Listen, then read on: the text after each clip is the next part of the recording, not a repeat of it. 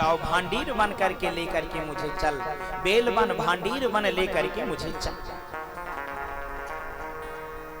तो भगवान ने कहा देखो श्री दामा, भगवान बड़ा आनंद लेते हैं, हर परिस्थिति में मुस्कुराते रहते हैं, बंसी बजाते रहते हैं, उनकी चैन की बंसी बजती रहती है। यही जीव को होना चाहिए। अच्छा ये प्रारब्ध है, घर में बीमारी ना हो। घर में यदि बीमारी होती है तो व्यक्ति रहता तो है पर टूटा हुआ होता है। यदि घर में बच्चे बीमार हैं, उनकी धर्म जाया बीमार है, उनके पुत्र बीमार हैं, तो व्यक्ति थोड़ा सा कमजोर हो जाता है। मनुष्य है, सामाजिक प्राणी है, मनुष्य है, मनुष्यता का व्यवहार वो करता है, पर वो आंतरिक कष्ट महसूस करता है। श्रीमान ये बिल्कुल सत्य है। निरोग काया घर में हो माया, पत्नी पतिव्रता अपुत्र आज्ञा, सुख के चार साधन। वो परिवार धन्य है, वो गृहस्थ आश्रम धन्य है। जिस गृहस्थ आश्रम में कोई आ गया, उसको बैठाल करके भोजन कराया जाए, पानी पिलाया जाए, यथा समय उसकी आवश्यकता जैसी हो।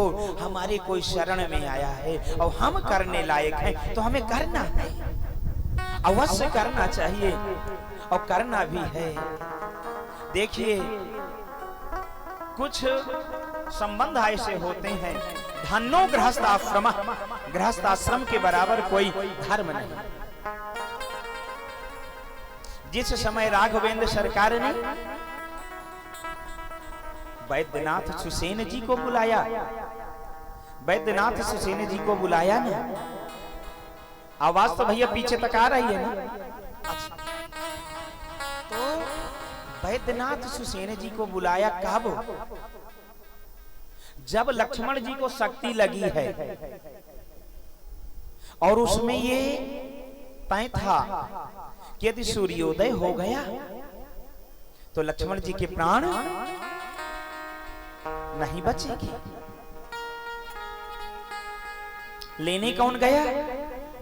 ज्ञानी नामाग्रगण्यम, ज्ञानियों में अग्रगण्य श्री हनुमान जी सुसेन वैद्य जी को लेने के लिए गए। घर समेत औषधि समेत लेकर के आए। सुसेन जी ने आकर के राघव को प्रणाम किया और राघव को प्रणाम करने के बाद में उन्होंने कहा, वैद्यराज मेरे भाई का इलाज करा। उन्होंने कहा, महाराज मेरे पास में ये औषधि नहीं है, जो औषधि भैया लक्ष्मण को चाहिए, मेरे पास औषधि नहीं। और हाथ जोड़े, महाराज मैं शत्रु पक्ष का वैद्य हूं, मैं दशानन के यहां रहता हूं, दशानन का वैद्य हूं। सरकार आपको मेरा भरोसा नहीं करना चाहिए। राघवेंद्र सरकार ने कहा, वैद्यराज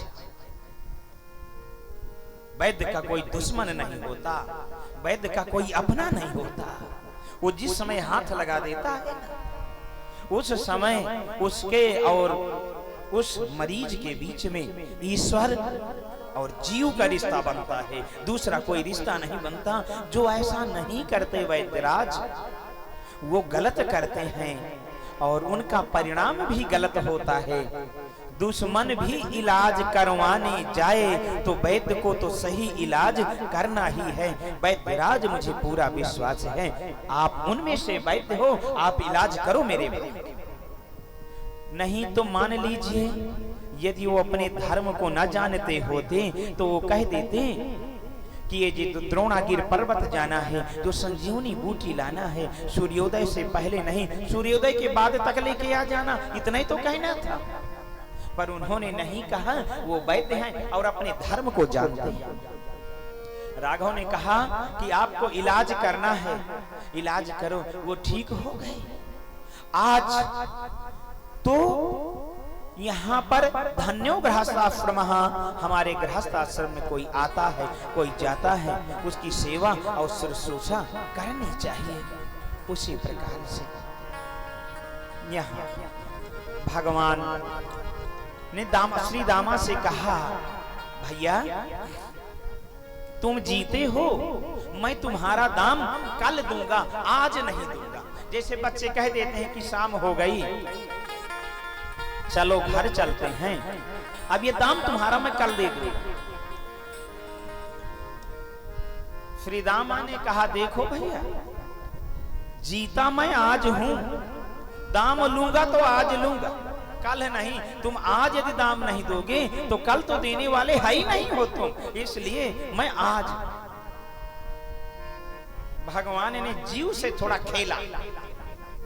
यहाँ खाली खेल खेलने की बात नहीं है। मैंने निवेदन किया था, ईश्वर, जीव और ब्रह्म, आज ब्रह्म जीव से खेलना चाह रहा है। भगवान ने मानो ये कह दिया, फिर आज हम दाम तुमको नहीं देंगे। भगवान ने कह दिया, आज दाम हम तुम्हारा तुमको नहीं देंगे, जाओ, जो तुम्हारा दाम है आज हम नहीं देंगे। दामा ने कहा, आप ये समझ रहे हो कि मैं बड़े आदमी का लड़का हूं? मेरे पिता नंद बाबा हैं, वो राजा हैं। कन्हैया, एक बात समझ लो, खेल में न कोई बड़ा होता, खेल में न कोई छोटा होता। खेलन में को काको को सैया, खेलने में कोई किसी का बड़ा और छोटा नहीं होता है। इसलिए मैं दाम लूंगा तो आज लूंगा, जिद हो गई। और एक बात समझ लेना, यदि आज तुमने मेरा दाम नहीं दिया ना, तो आज से तुम्हारा और मेरा जो ये दोस्ती का काम है, मित्रता का काम है, वो समाप्त। यानी 7 फुट, यही कहते हैं ना बालक छोटे छोटे होते हैं कि आज से 7 फुट हो जाएगा, ये समझ लेना तुम।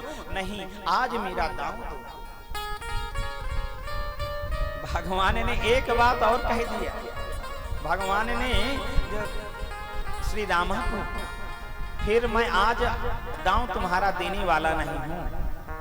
भगवान ने कहा, यदि आज तुम दांव नहीं दोगे तो एक बात समझ लेना कि कल से अपनी अपनी गैया अलग अलग चराना।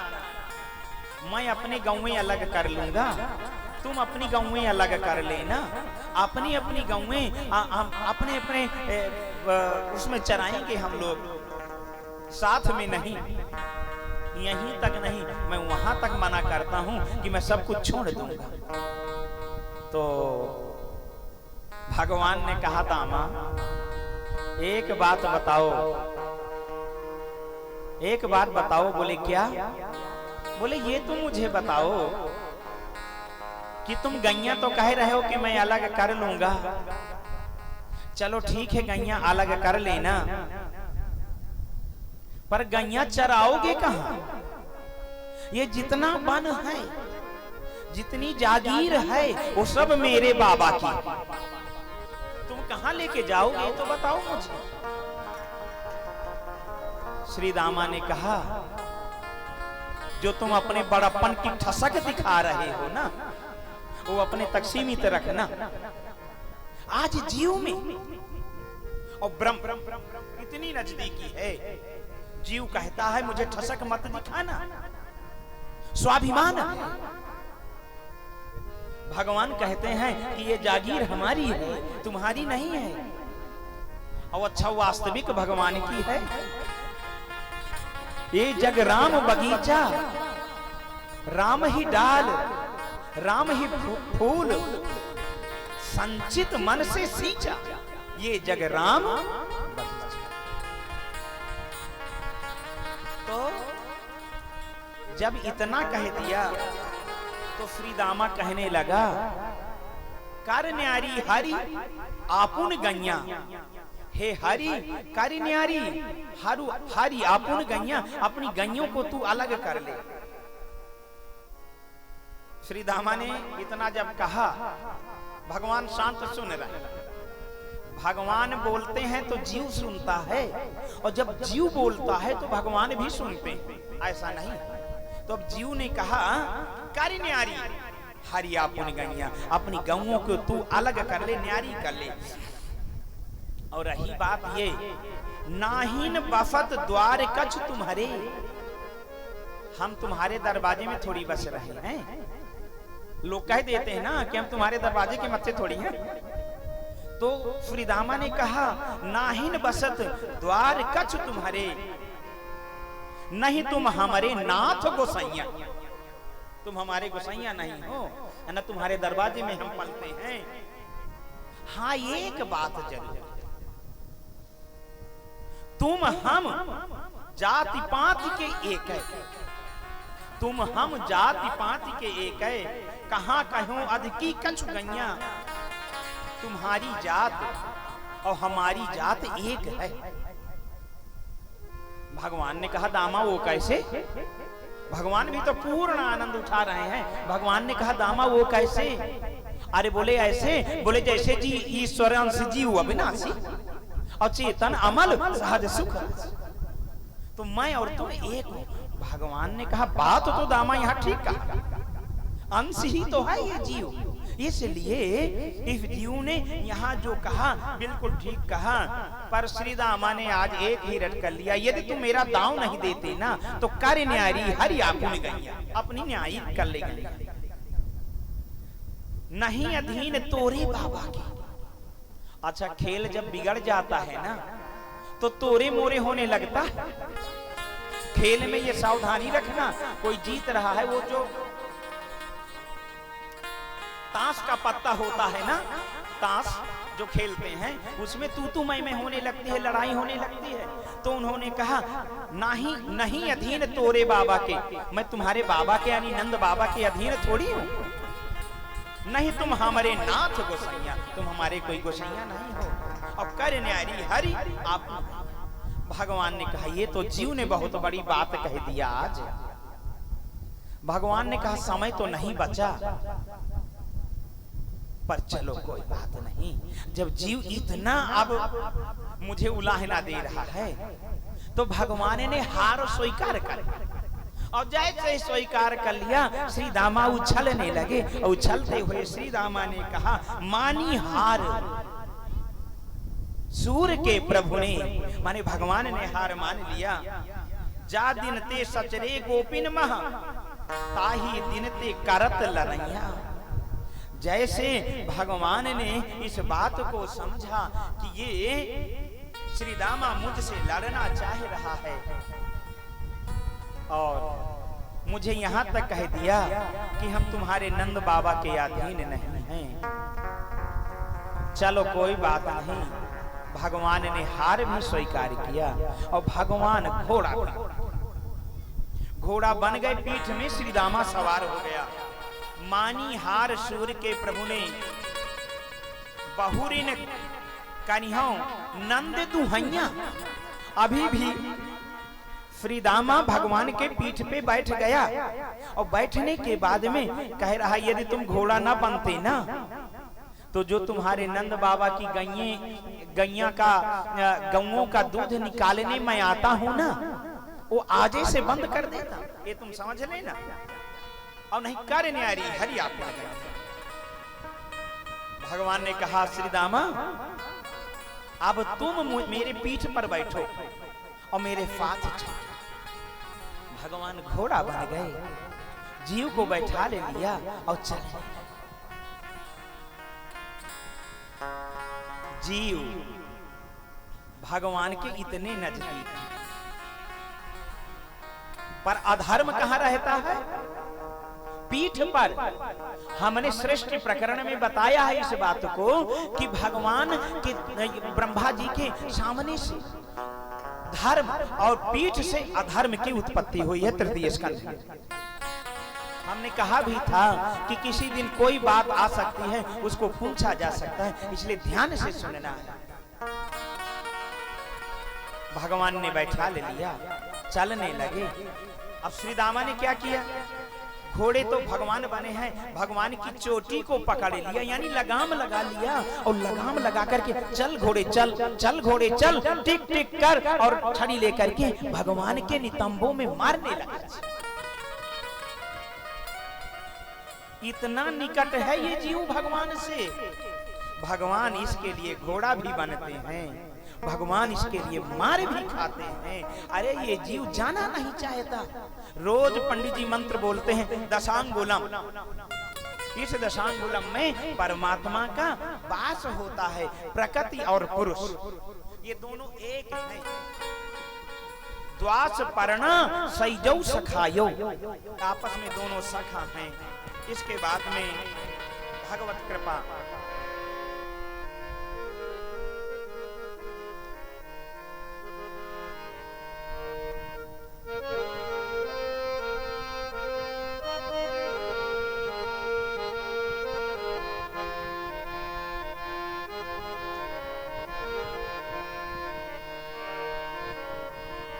कभी प्यासे को पानी पिलाया नहीं, बात जो मेरी पिलाने से क्या फायदा। कभी प्यासे को पानी पिलाया नहीं, बात जो मेरी पिलाने से क्या फायदा। कभी गिरते हुए को उठाया नहीं, बाजना सो बनाने से क्या फायदा।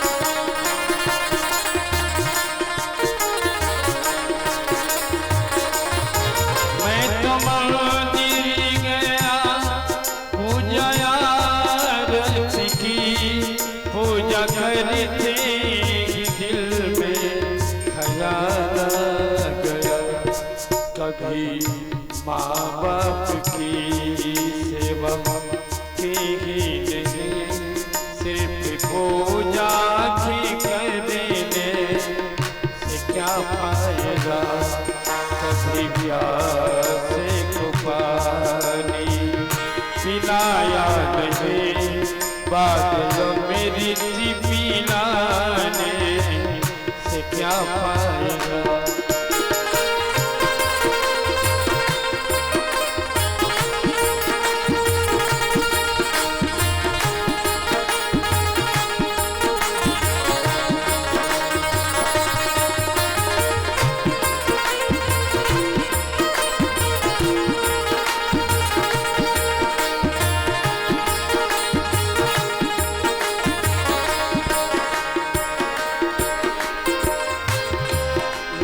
सत्संगी गया गुरुवाणी सुनी, गुरुवाणी को सुन के खयाल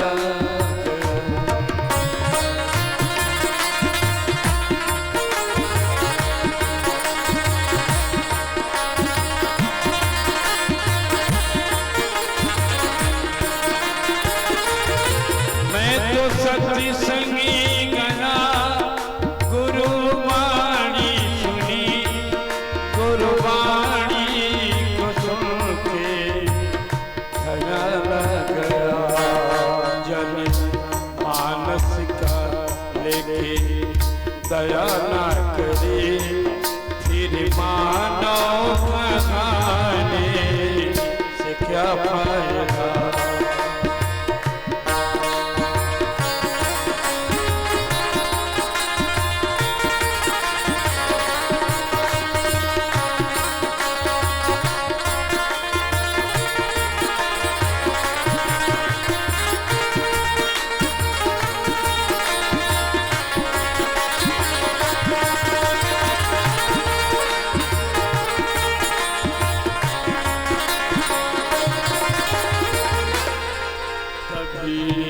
प्यासे को पानी पिलाया नहीं, बादलों मेरी पिलाने से क्या फायदा। बादलों मेरी पिलाने से क्या फायदा। बादलों मेरी पिलाने से क्या फायदा। बोलिए बांके बिहारी लाल की जय। ये भी यथार्थ है,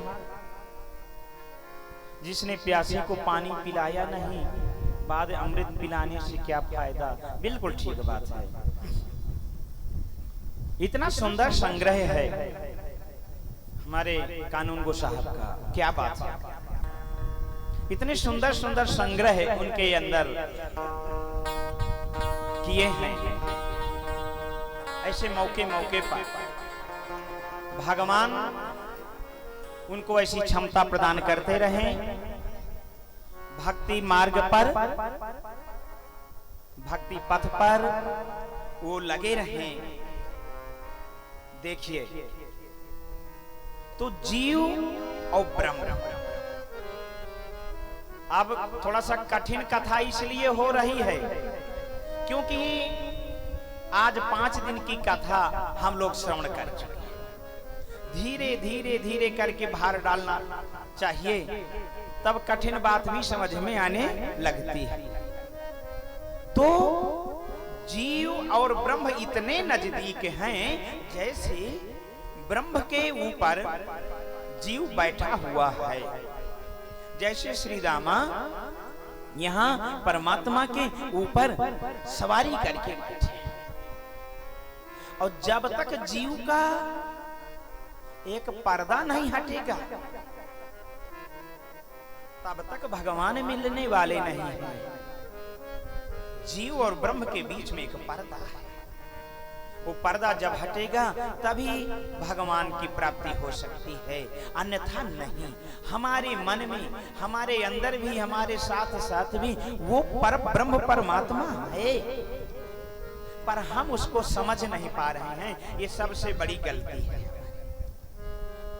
काजल कहाँ लगाया जाता है? कान में, नाक में, या कहाँ लगाया जाता है काजल?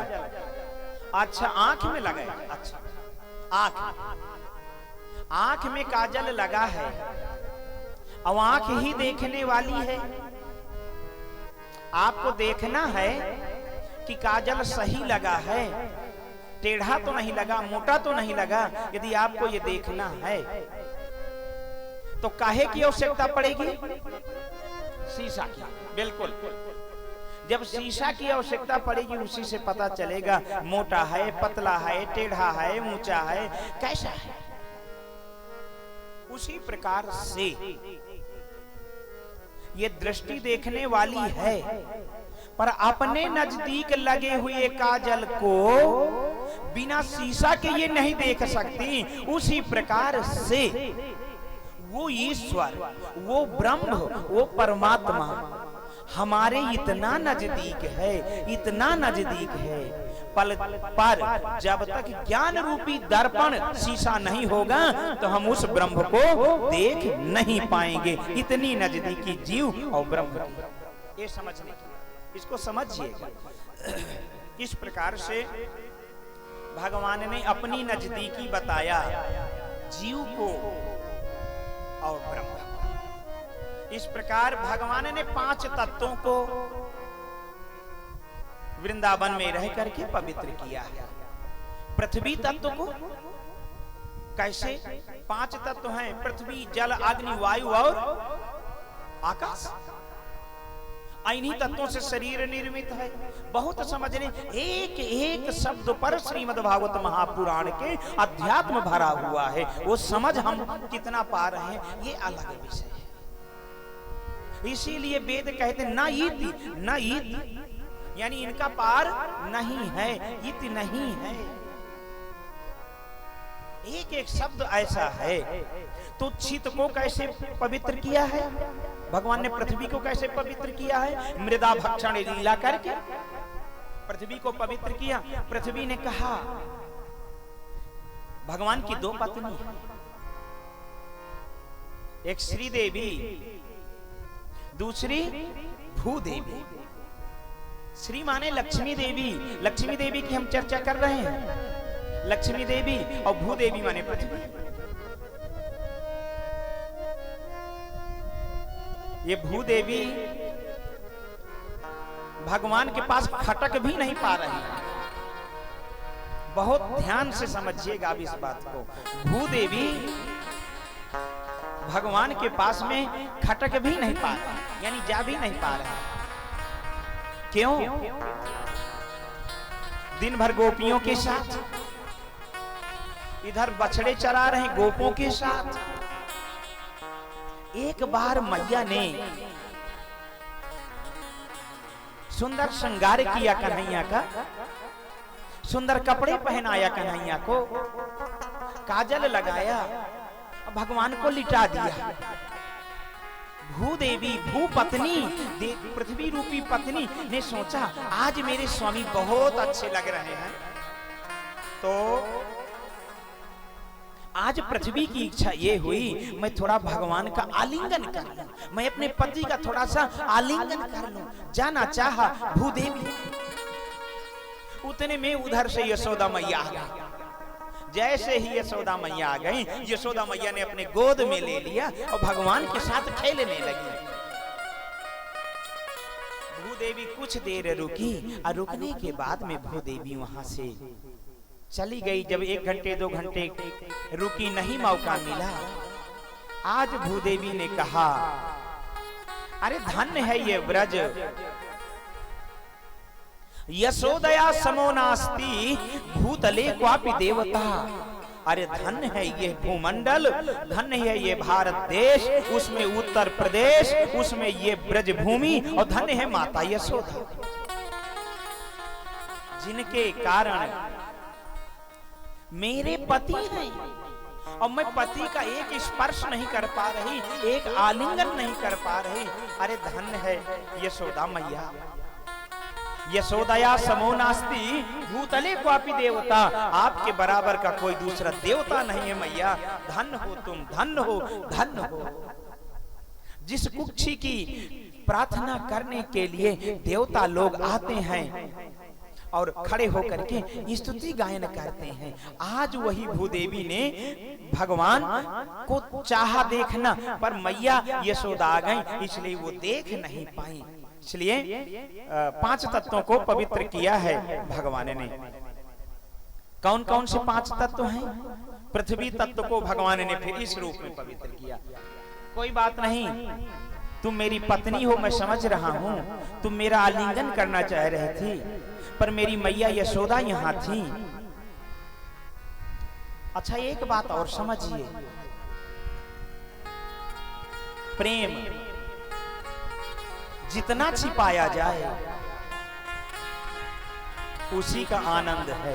प्रेम एक रस है।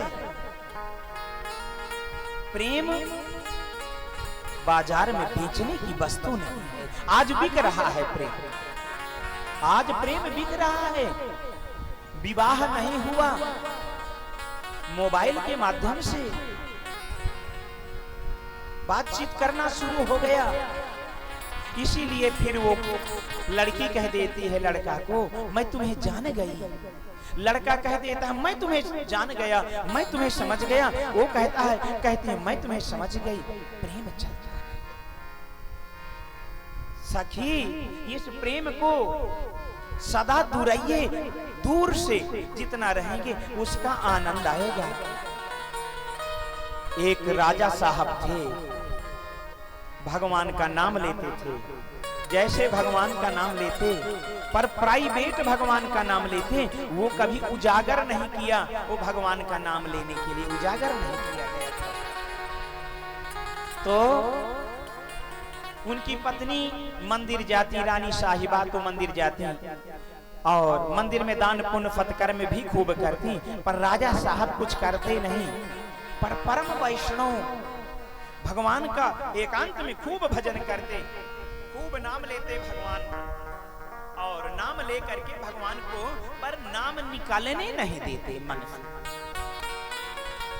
जब निकालने नहीं देते, एक दिन राजा साहब शयन कर रहे थे, सो रहे थे। उनके सपने में वो एक नाम भगवान का निकल गया, राधा कृष्ण राधा कृष्ण। बगल में रानी जी सो रही थी। रानी जी समझ गई कि मेरे स्वामी कितने बड़े भक्त हैं। ये जब स्वप्न में भी भगवान का नाम लेते हैं तो उजागर कितना नाम नहीं लेते होंगे। इसलिए उन्होंने कहा, सवेरे आज मुझे भंडारा करना है। राजा साहब कभी मना नहीं किए, भंडारा करो। पत्नी को कभी मना नहीं किया, खूब भंडारा करो, दान करो, पुण्य करो, सत्कर्म करो, करो। पर राजा साहब ने आज ये पूछ दिया कि देवी एक बात बताओ, आज न तो कोई द्वादशी है, न तो कोई अमावस्या है, न तो कोई पूर्णिमा है, आज भंडारा काहे का? उन्होंने कहा, स्वामी मैं समझ गई आप बहुत बड़े भगवान के भक्त हो। बोले क्यों? बोले इसलिए भक्त हो कि जब आज आप सो रहे थे ना, तो आपके मुख से राधा कृष्ण राधा कृष्ण राधा कृष्ण निकल रहा था। राजा साहब ने कहा, मेरे मुख से वो नाम निकल गया जिसको मैंने इतना छिपाया, जिस नाम को मैंने इतना गुप्त रखा, वो आज नाम निकल गया। गुप्त तो प्रेम सच सदा दुरइये, वो नाम निकल गया। बोले हाँ, इसी खुशी में तो मैं भंडारा कर रही हूं। राजा साहब ने वो भंडारा हो जाने दिया। हो जाने के बाद में सब पूर्ण हो गया और कुशासन बिछाया, और कुशासन बिछा करके प्राणायाम चढ़ाया, रानी को समझाया और प्राणायाम चढ़ा करके बोले, जिस प्रेम को, जिस नाम को मैंने इतने दिनों तक छिपा करके रखा है, वो नाम आज मुझसे निकल गया। अब मुझे जीवित नहीं रहना चाहिए। प्राणायाम के माध्यम से अपने प्राणों को भगवान से मिला दिया और भगवान में जा करके लीन हो गए।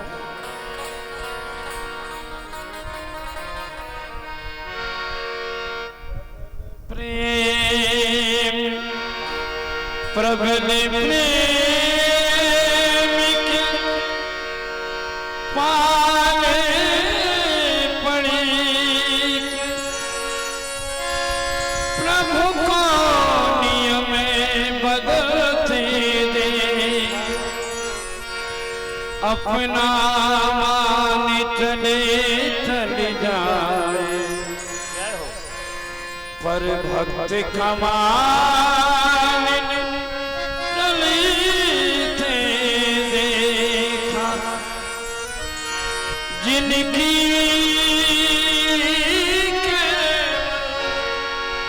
कृपा दृष्टि से सकल सृष्टि को बनते देखा, उनको ही गोपियन के गुरु सौ बार मचलते देख, प्रेम से जिसने न देखी मूर्ति भगवान की, प्रेम से जिसने न देखी मूर्ति भगवान की,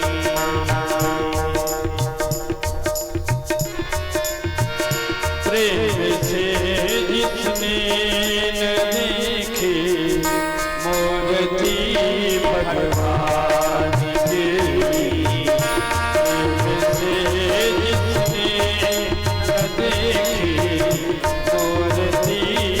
भगवान। प्रेम जिसने ना किया मूर्ति किस काम की।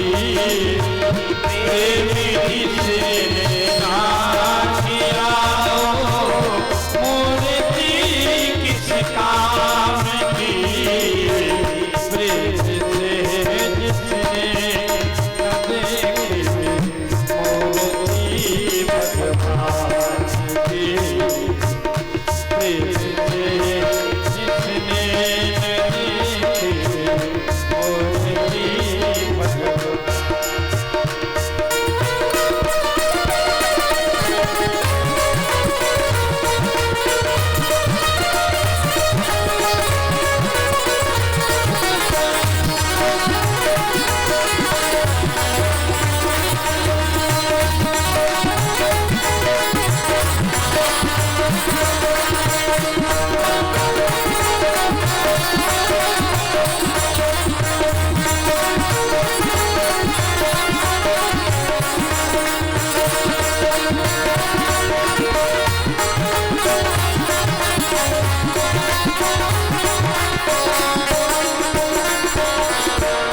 प्रेमी मीरा ने किया था, प्रेम में क्या क्या किया। प्रेम मीरा ने किया था, प्रेम में क्या क्या किया। किसी के प्यारे में भी देखे मूर्ति घनश्याम की। किसके प्यारे में भी देखी मूर्ति घनश्याम। प्रेम जिसने ना किया वो मूर्ति किस काम की।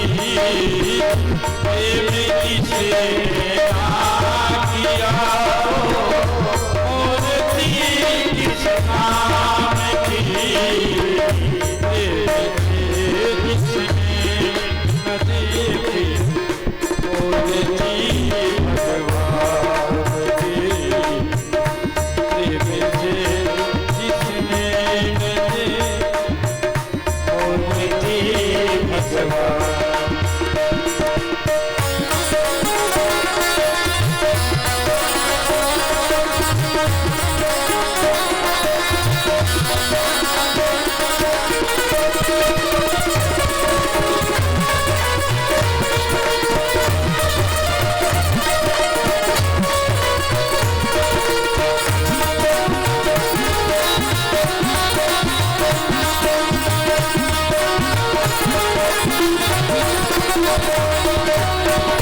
प्रेमी सबरी ने किया था, प्रेमी में क्या क्या किया।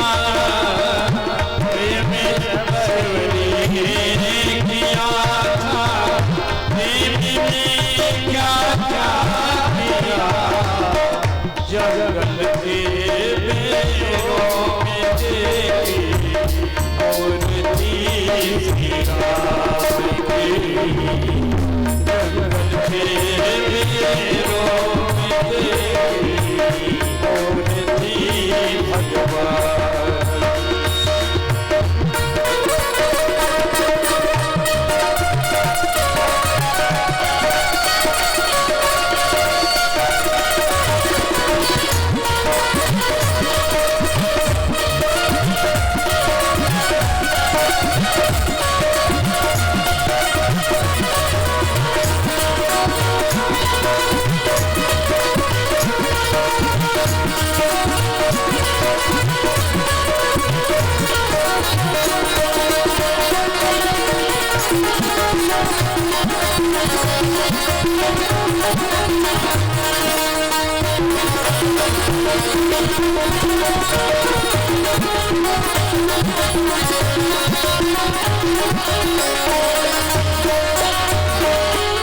प्रेमी सुलभा ने किया था, प्रेम में क्या क्या किया।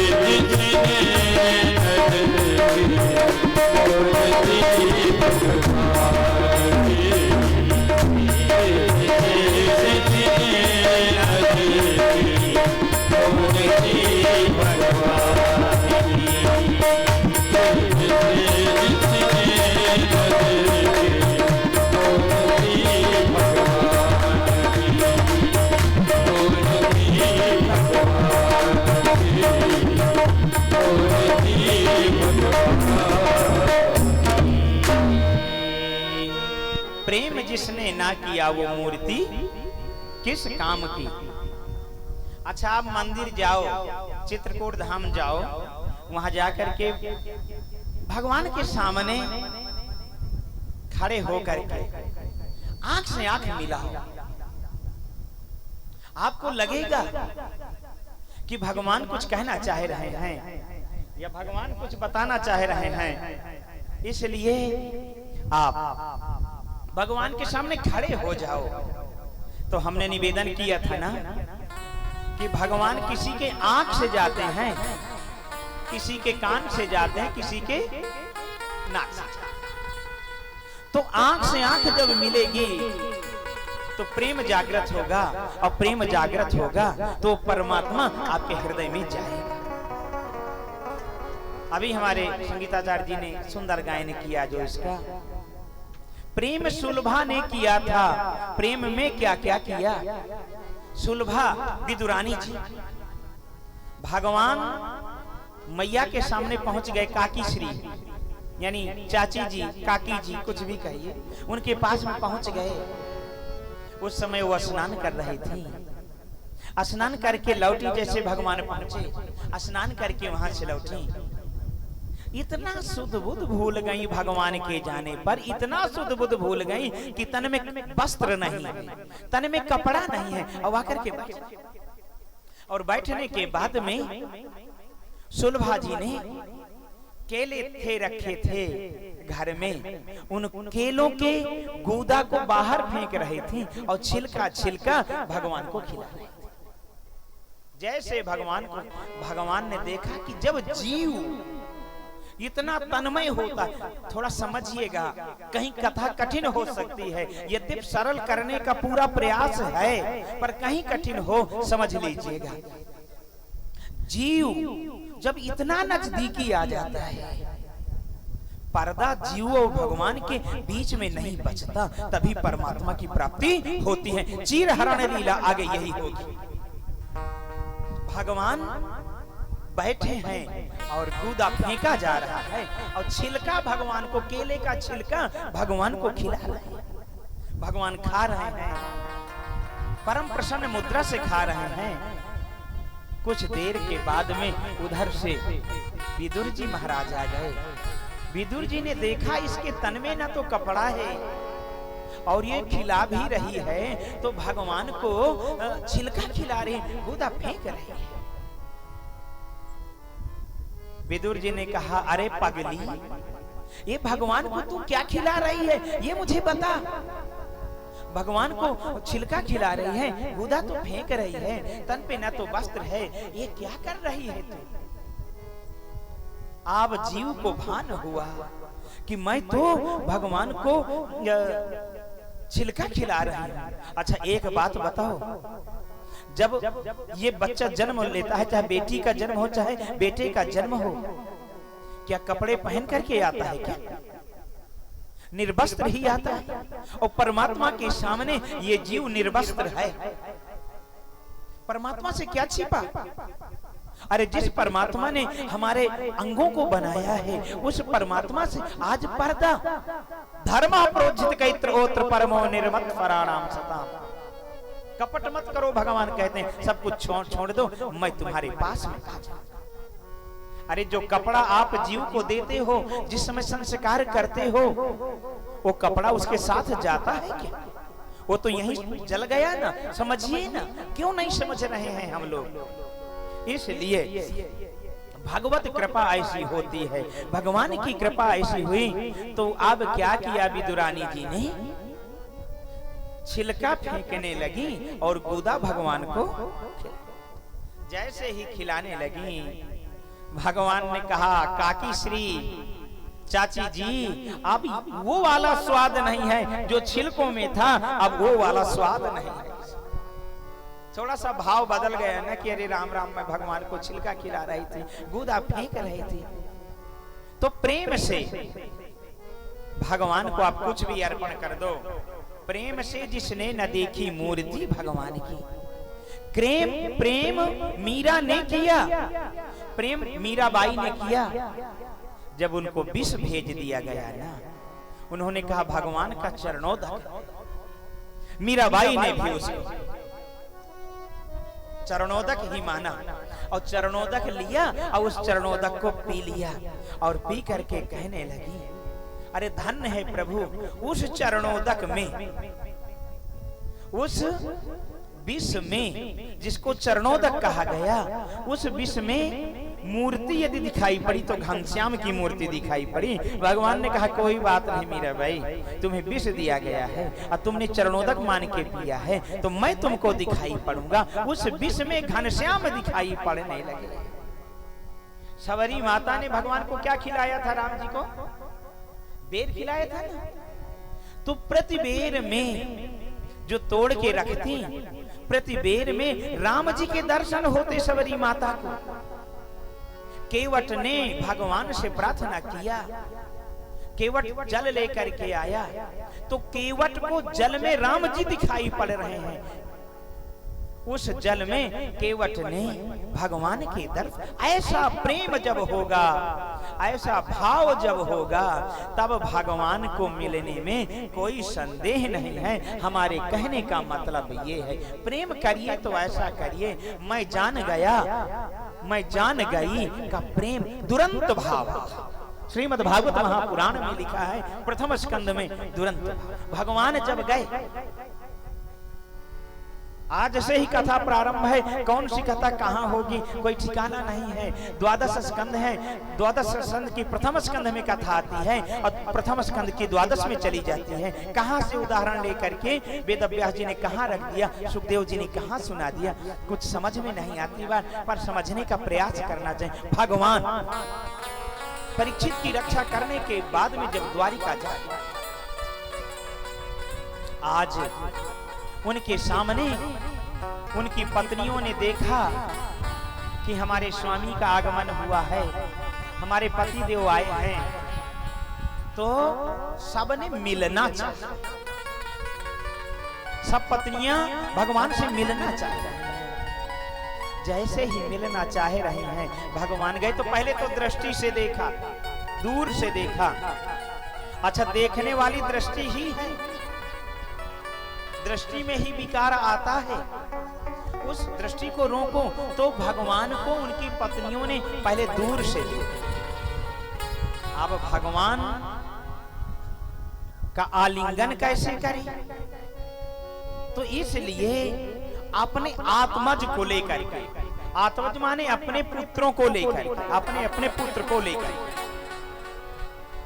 अपने पुत्रों को लेकर के जितनी भगवान की पत्नियां हैं सब आ गईं और आकर के पुत्र को तो भगवान के गोद में दिया। एक स्पर्श पुत्र को भगवान को गोद में दिया, दूसरा स्पर्श भगवान के चरणों को स्पर्श किया और प्रणाम किया। जैसे 2 बार स्पर्श कर लिया, 2 बार आलिंगन का सुख उनको मिला और अपने अपने घर, अपने अपने निवास में चले गए। इसको कहते हैं दुरंत भाव।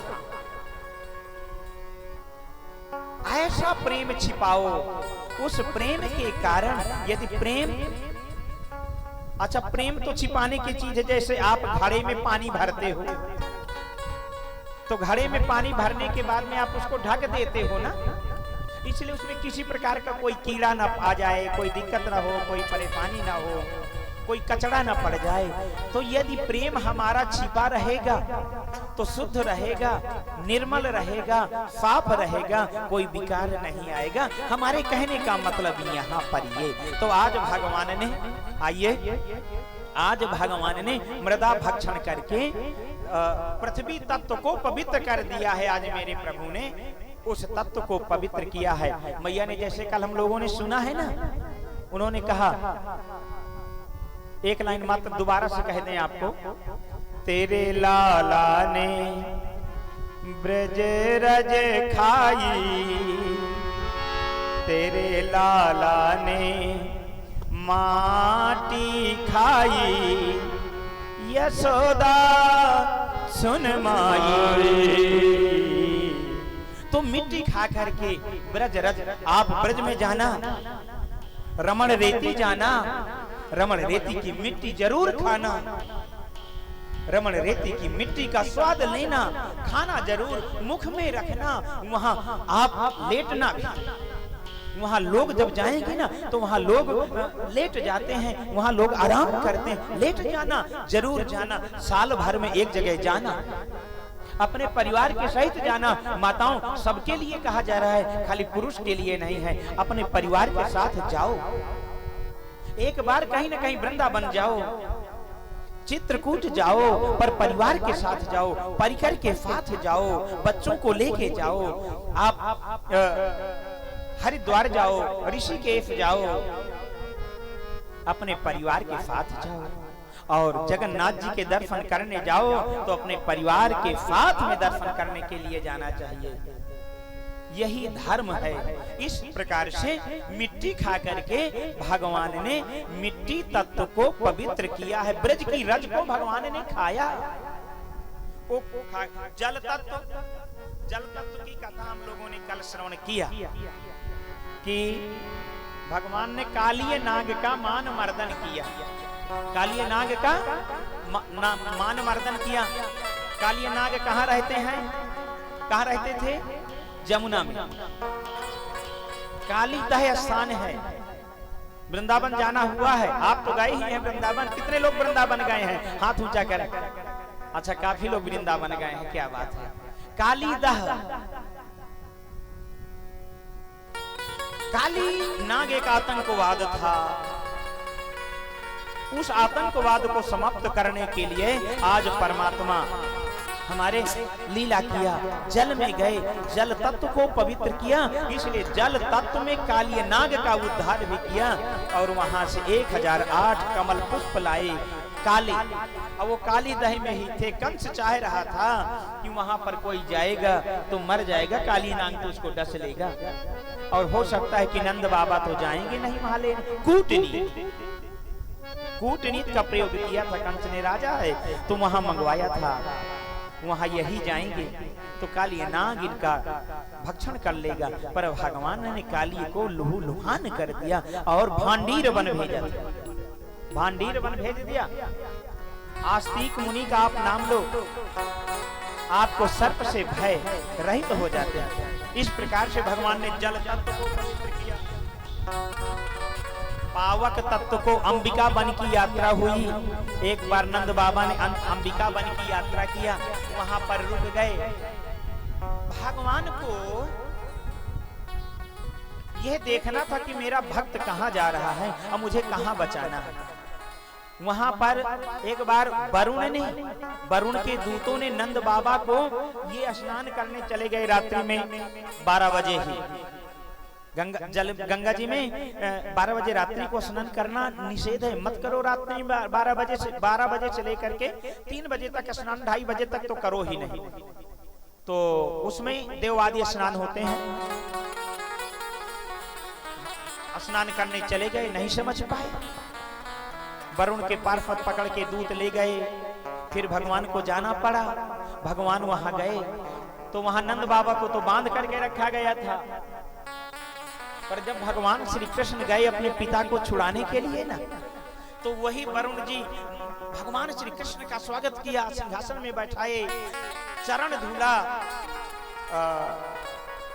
भगवान कि ऐसी सेवा हो। नंद बाबा देख रहे थे, अरे मेरे पुत्र के तो बड़े ठाठ हैं, मुझे तो इन्होंने बांध करके रखा है और मेरे पुत्र के चरणों की सेवा कर रहे हैं। जैसे कहा नंद बाबा के बंधन सब खुल गए। नंद बाबा की भी सेवा हुई, अर्चना हुई। वहां से लौट करके अंबिका वन की यात्रा हुई।